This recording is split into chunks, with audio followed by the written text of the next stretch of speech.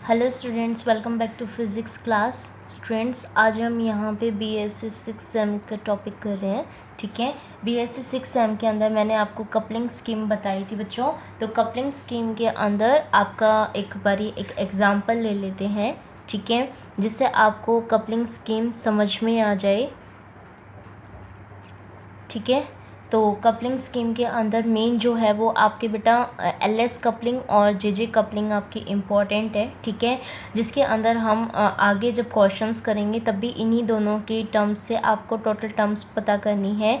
तो अब हम ये देखना चाह रहे हैं कि क्या हमारी जो टर्म्स आती हैं वो हमारी एलएस कपलिंग और जेजे कपलिंग के अंदर क्या सेम टर्म्स आती हैं। ठीक है, यानी कि जितने नंबर ऑफ स्पेक्ट्रोस्कोपिक टर्म्स आपकी एलएस कपलिंग के अंदर आती हैं, क्या उतनी ही हमारी जेजे कपलिंग के अंदर नंबरिंग आती है टर्म्स की। तो ये चीज़ देखने के लिए हम एग्जाम्पल लेके चलते हैं। सबसे पहले मैं आपका एग्जाम्पल लेती हूँ पीडी कॉन्फ़िगरेशन के लिए। ठीक है, तो पीडी कॉन्फ़िगरेशन के लिए हम किसके बारे में बात कर रहे हैं, पहले एलएस कपलिंग के बारे में बात कर रहे हैं। ओके, तो एलएस कपलिंग के हमें मान लेते हैं ये हमारा फर्स्ट ऑर्बिट है और ये हमारा सेकंड ऑर्बिट है। किसी भी वैलेंस इलेक्ट्रॉन कोई हमारा किसी डी ऑर्बिट के अंदर है और एक का मेरा किस में आ रहा है, पी ऑर्बिट के अंदर आ रहा है। ठीक है, तो अगर इस तरीके से है तो हम इसकी सारी वैल्यू ले लेते हैं कि L1 के लिए तो ये कितना हो गया आपका 1 हो गया है। ठीक है, और L2 की वैल्यू कितनी हो गई है आपकी 2 हो गई है। क्यों, क्योंकि देखो S P D F ये आती है ना, तो इसके लिए L आपका 0 1 2 और ये 3 हमारा होता है। तो L1 इज इक्वल टू 1 हो गया, L2 की वैल्यू आपकी 2 हो गई है और S1 की वैल्यू यहाँ पे कितनी हो गई, हाफ। S2 की वैल्यू कितनी हो गई है, हाफ हो गई है। ठीक है, मैंने बताया था ना कि स्पिन आपको हमेशा हाफ रखनी है। तो अब आप किसके बारे में बात कर रहे हो बेटा, एलएस कपलिंग के बारे में बात कर रहे हो। इसका मतलब आपको टोटल L फाइंड आउट करना पड़ेगा, टोटल S फाइंड आउट करना पड़ेगा, है ना।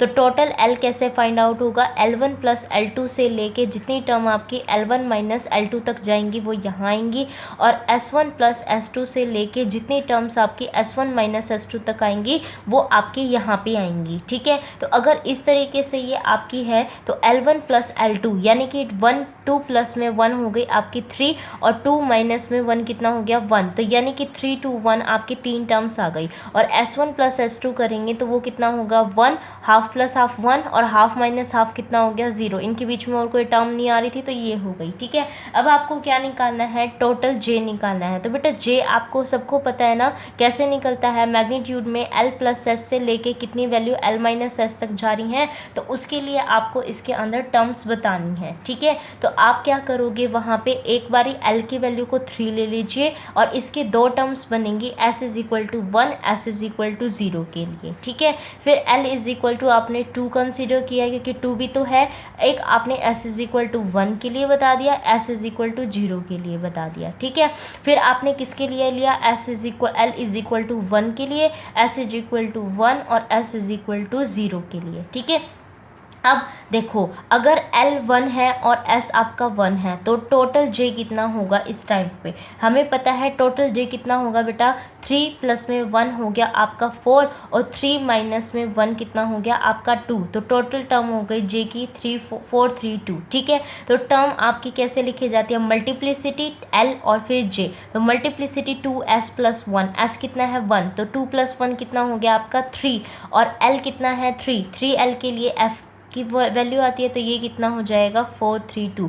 इसको आप सेपरेट भी लिख सकते हो, 3F4 फिर कॉमा 3F3 फिर कॉमा 3F2। इस तरीके से भी इस टर्म को रिप्रेजेंट किया जा सकता है। ठीक है, अब S इज इक्वल टू 0 के लिए सबको पता है सिंगलेट आ जाएगी टर्म। ठीक है, तो सिंगलेट टर्म आ जाएगी और L क्योंकि 3 ही है तो F टर्म ही आएगी और 3 प्लस में 0 करेंगे तो ये आ जाएगी, यानी कि ये कितनी हो गई 4 टर्म्स यहाँ से आ गई। ठीक है, इसके लिए अगर करेंगे तो S इज इक्वल टू 1 हमें पता चल गया कि सिंगलेट टर्म आएगी। L इज इक्वल टू 2 हमारा D रिप्रेजेंट करता है और 2 प्लस 1 3 हो गया और 2 माइनस 1 1, तो 3 4 3 3 2 1 ये हमारी टर्म आ गई।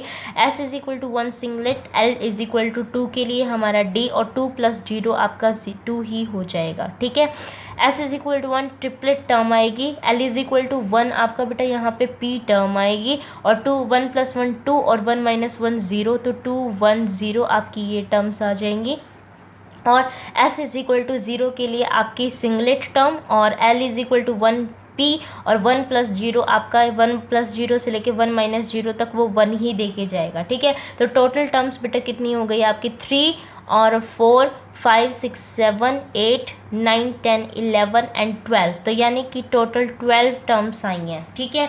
उसके बाद अब हमें किसके लिए देखना है, जे कपलिंग के लिए देखना है। तो बेटा जे कपलिंग के अंदर अब कैसे करना है, इस तरीके से ऐड करना है इनको, ठीक है। तो इस तरीके से अगर ऐड करेंगे तो हम एक बार यहाँ पे लिख लेती हूँ, L1 की वैल्यू 1 है, S1 की वैल्यू आपकी हाफ है और L2 की वैल्यू कितनी है 2 है, S2 की वैल्यू कितनी बेटा यहाँ पे हाफ। तो हमें जे कपलिंग के अंदर क्या करना पड़ता है, टोटल जे को हम J1 प्लस J2 से लेके आपका J1 माइनस J2 तक करते हैं, ठीक है। तो यहाँ पे इसको फाइंड आउट करिए, यहाँ से J1 की वैल्यू निकलेगी 1 प्लस में हाफ कितनी हो गई आपकी 2 और एक ये 3/2 और 1 माइनस हाफ कितना हो गया, हाफ हो गया। और यहाँ से J2 की वैल्यू कितनी आ जाएगी बेटा आपकी 2 दूनी 4 और 1 5/2 और ये कितना हो जाएगा 2 दूनी 4 माइनस 1 3/2, ठीक है। तो ये दो टर्म्स आपकी आ गई। तो आपको पता है कि यहाँ पे अब जो टर्म्स होंगी ना बेटा LS कपलिंग में, तो इस तरीके से टर्म्स दी जाती हैं, ठीक है, क्योंकि L पता होता है। अब इसमें L तो नहीं, हमें J का पता है। तो अब आपको क्या करना है, एक एक कॉम्बिनेशन यहाँ पे बनाने हैं, ठीक है। तो कॉम्बिनेशन देखो बच्चा, J1 पहले लिखा जाएगा, J2 बाद में, ठीक है। तो 3/2 5/2 एक कॉम्बिनेशन आ गया। दूसरा कॉम्बिनेशन क्या हो गया 3/2 3/2 का। तीसरा कॉम्बिनेशन क्या हो गया, थोड़ा दूर लिख देती हूँ, 3/2 तो हमारा हो गया था हाफ और 5/2 का हो गया। एक और कॉम्बिनेशन हाफ और 3/2 का हो गया, ठीक है। अब आपको टोटल J बतानी है इसमें, ठीक है। तो J1 प्लस J2 से लेके J1 माइनस J2, तो 3 प्लस में 5 यानी कि 8/2 से लेके 8/2 कितना हो गया बेटा 4 से लेके 5 माइनस 3 2/2 कितना हो गया 1। तो कितनी टर्म्स आ गई 4 3 2, ठीक है। तो यानी कि 4 टर्म्स आ गई। 3/2 से लेके 3/2, 3 प्लस 3 6/2 कितना हो गया बेटा यहाँ पे 3 और 3/2 माइनस 3/2 हो गया 0। तो 3 2 1 एंड 0 ये टर्म्स आ गई। 1/2 और 5/2 यानी 1/2 से लेके 1/2 प्लस 5/2 से लेके 1/2 माइनस 5/2 तक की टर्म्स बतानी है। तो 5 प्लस में 1 कितना हो गया 6/2 हो गया आपका 3 और 4 5 माइनस 1 4/2 कितना हो गया 2। तो इनके बीच में और तो कोई टर्म आई नहीं।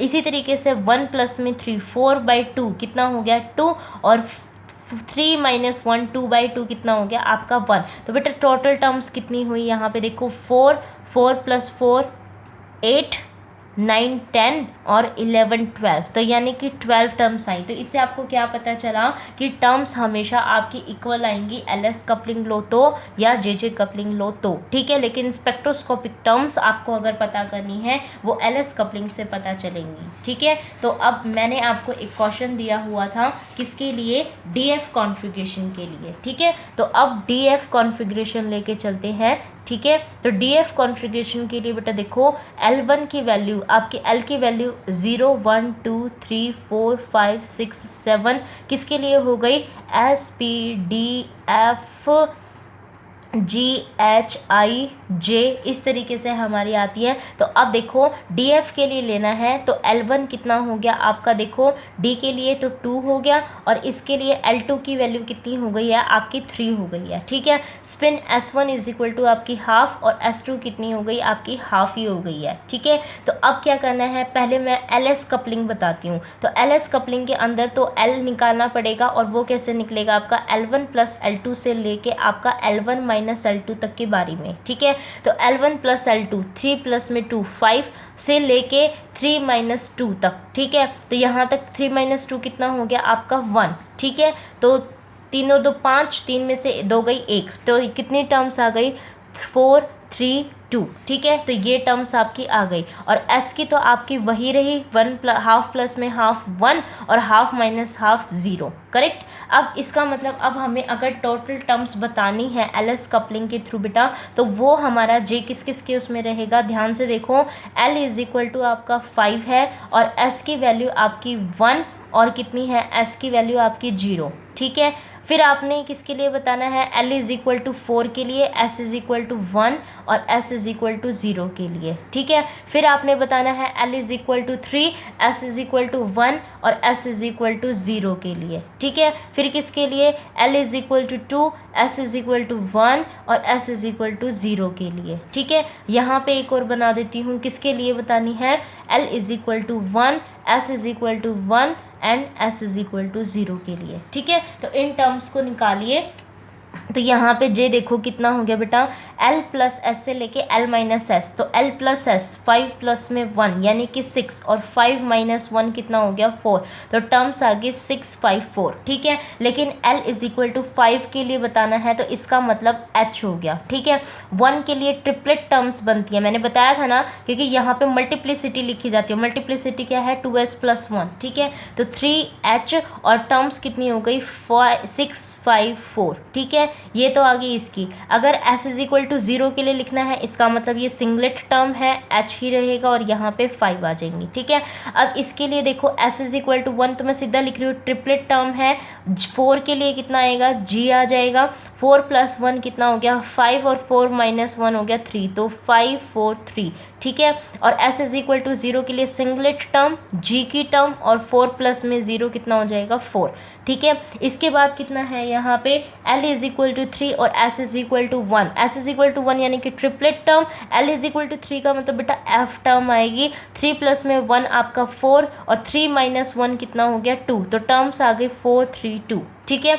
इसके बाद S इज इक्वल टू 0 पता है सिंगलेट टर्म है और F ही टर्म रहेगी और डिनोमिनेटर में 3। S is equal to 1 triplet term, ठीक है। L इज इक्वल टू कितना हो गया 2, 2 के लिए यानी कि D टर्म के बारे में बात कर रहा है। 2 प्लस 1 3 और 2 माइनस 1 1, तो बीच में 2 हो रहेगा, तो ये टर्म्स आ गई। S इज इक्वल टू 0 के लिए सिंगलेट टर्म D ही रहेगा और यहाँ पे आपका 2 आ जाएगा, ठीक है। उसके बाद आपने क्या करना है, यहाँ पे L इज इक्वल टू 1 के लिए बताना है और S इज इक्वल टू 1 है तो ट्रिपलेट टर्म, और 1 के लिए हमारा P ऑर्बिट होता है, तो 2 प्लस 1 प्लस 1 2 और 1 माइनस 1 0, बीच में एक 1 हो रहेगा, ठीक है। S इज इक्वल टू 0 आपका सिंगलेट टर्म आएगी और P के लिए आएगी और J आपका 1 ही रहेगा, क्योंकि L प्लस 1 यानी 1 प्लस 0 से लेके 1 माइनस 0 1 ही टर्म रही। तो टोटल टर्म्स कितनी हो गई, ये देखिए 3 4 5 6 7 8 9 10 11 12 13 14 15 16 17 18 19 और 20। तो टोटल टर्म्स कितनी है बेटा, यहाँ पे 20 टर्म्स हैं, ठीक है। अब किसके लिए करना है, हमें जे कपलिंग के लिए बतानी है, ठीक है। तो जे कपलिंग के लिए अब हमें किसके लिए बतानी है, जे कपलिंग के लिए। तो आप लिख लीजिए कि L1 की वैल्यू आपकी यहाँ पे कितनी है 2 है और L2 की वैल्यू आपकी कितनी है 3, S1 की वैल्यू आपकी कितनी है हाफ और S2 की वैल्यू कितनी है आपकी हाफ, ठीक है। तो अब यहाँ से देखो कितना हो जाएगा बेटा, टोटल L और टोटल J, आप J1 और J2 बताना है तो यहाँ से बता दीजिए J1 की वैल्यू कितनी आ गई और J2 की वैल्यू कितनी होगी। तो J1 कितना होता है L1 प्लस S1 से लेके L2 minus L1 plus S1 से L1 माइनस S1 तक होता है ना। तो 2 प्लस में हाफ, 2 दूनी 4 और 1 5, 5/2 हो गया और 2 माइनस में हाफ कितना हो जाएगा, 2 दूनी 4, 4 में से 1 गई 3, ठीक है। तो ये कितना हो जाएगा 3/2। सिमिलरली अगर इसके लिए बतानी है तो 2 तिया 6 और 1 7, 7/2 तो ये हो गया और 2 तिया 6, 6 में से 1 गई 5, 5/2 ये हो गया और इनके बीच में कोई भी टर्म एग्जिस्ट नहीं कर रही है, ठीक है। तो इसका मतलब अब हमें इनके कॉम्बिनेशन बनाने पड़ेंगे। तो इनके कॉम्बिनेशन में आपको सबको दिख रहा है 5/2 7/2 बनेगा, एक बनेगा आपका 5/2 और 5/2 का कॉम्बिनेशन, एक बनेगा आपका 3/2 और 7/2 का, और एक बनेगा आपका 3/2 और 5/2। सभी को दिख रहा है ना, J1 यहाँ है J2 यहाँ है, J1 यहाँ J2 यहाँ, J1 यहाँ J2 यहाँ, J1 यहाँ J2 यहाँ, ठीक है। तो अब देखिए 7 5 12, 12/2 यानी कि 6, ठीक है। 7 में से 5 गए 2, 2/2 कितना हो गया 1, यानी कि टर्म्स कौन कौन सी आई 5 4 3 2 1, ठीक है। 5 प्लस 5 10, 10/2 कितना हो गया बेटा 5, ठीक है। 5 माइनस 5 कितना हो गया 0, है ना, ठीक है। तो ये यहाँ पे बीच में टर्म्स कितनी आई, 4 3 2 1 0, ठीक है।